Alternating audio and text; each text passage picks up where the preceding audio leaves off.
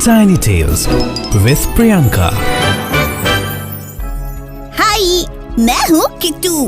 पता है, मैंने ना अभी बाहर एक चूहे को देखा।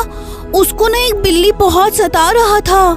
माँ, क्या तुम मुझे आज एक बिल्ली और चूहे की कहानी सुनाओगी? सुनाओ ना प्लीज। किट्टू, क्या तुम्हें पता है एक बिल्ली और एक चूहा दोस्त भी हो सकते हैं? तो आओ, मैं सुनाती हूँ तुम्हें एक बिल्ली और एक चूहे की दोस्ती की कहानी। एक बिल्ली था जिसका नाम था बिल्लू और एक चूहा जिसका नाम हुआ करता था चीनू। बिल्लू चीनू से बहुत ज्यादा ताकतवर था, जिसकी वजह से वो चीनू को परेशान किया करता था। एक दिन बिल्लू बाहर शिकार करने निकला, तभी उसने चीनू को देखा। वाव! क्यों रे चीनू, आज खाना खुद चल के मेरी तरफ आ रहा है। वाव! वाह वाह!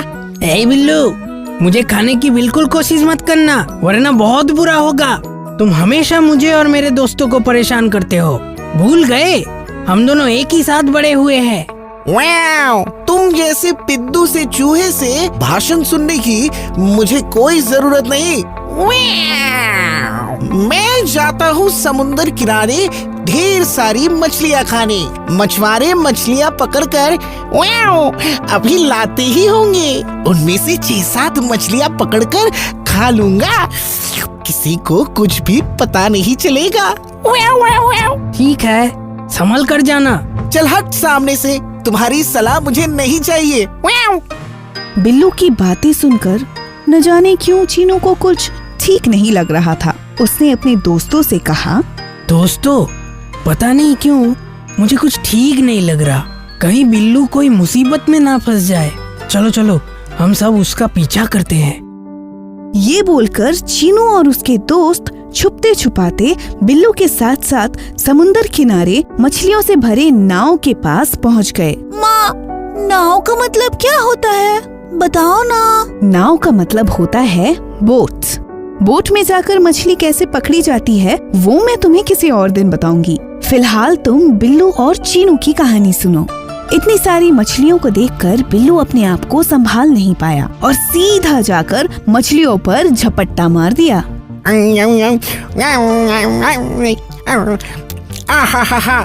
मजा आ गया। जल्दी जल्दी खा लेता हूँ, कोई पकड़ ना ले। बिल्लू खुशी खुशी मछलियाँ उठाकर खाने लगा था। इतने में एक मछुआरे की नजर बिल्लू पे पड़ी और वो गुस्से में आकर कहता है, बदमाश बिल्ला, रुक, आज तेरी खैर नहीं। मेरी मछलियाँ खा रहा है, रुक, अभी रुक जाऊँ। हाँ। इतने में मछुआरा गुस्से में आग बबूला होकर बिल्लू को मछली के जाल में लपेटकर उसे समंदर में छोड़ने की तैयारी करता है। चीनू और उसके दोस्त ये सब कुछ दूर से देख रहे थे। बेचारा बिल्लू सहमा हुआ माफी मांगता रहा, पर मछुआरा टस से मस नहीं हुआ। म्याऊ, म्याऊ, मुझे माफ कर दो, मैं तो सिर्फ खाना खा रहा था। आधे से ज्यादा दिन म्याऊ मुझे भूखा रहना पड़ता है। भूख की वजह से खाना नहीं मिलता। भूख की वजह से मैं तो सिर्फ 6-7 मछलियाँ ही खा रहा था। म्याऊ, मुझे माफ कर दो, आइंदा से ऐसी गलती नहीं करूँगा। म्याऊ। बिल्लू की रोने की आवाज को मछुआरा अनसुना करता रहा। इतने में चीनू और उसके दोस्त आ पहुँचते हैं बिल्लू के पास। बिल्लू, है बिल्लू, आवाज मत करो। मैं और मेरे दोस्त जाल काटने जा रहे हैं। मौका मिलते ही तुम सीधा नाव से बाहर कूद जाना, ठीक है? म्याऊ, ठीक है चीनू, मुझे बचा लो प्लीज। फिकर मत करो दोस्तों, चलो।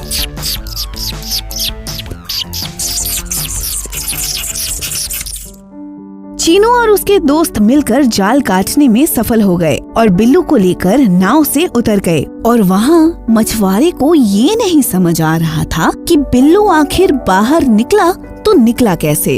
Chinu, thank you very much मेरी जान बचाने के लिए। म्याऊ, तुमने आखिर प्रूफ कर ही दिया कि तुम मेरे असली दोस्त हो। म्याऊ। अरे इट्स ओके बिल्लू, आइंदा से किसी को परेशान मत करना, ठीक है?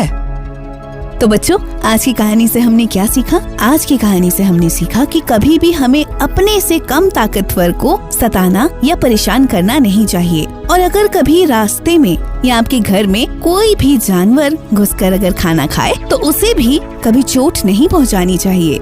ऐसी और भी मजेदार कहानियाँ सुनने के लिए आपके लिटिल रॉक स्टार्स को सुननी पड़ेगी टाइनी टेल्स मेरे यानी प्रियंका के साथ, सिर्फ friendsdigital.com पर।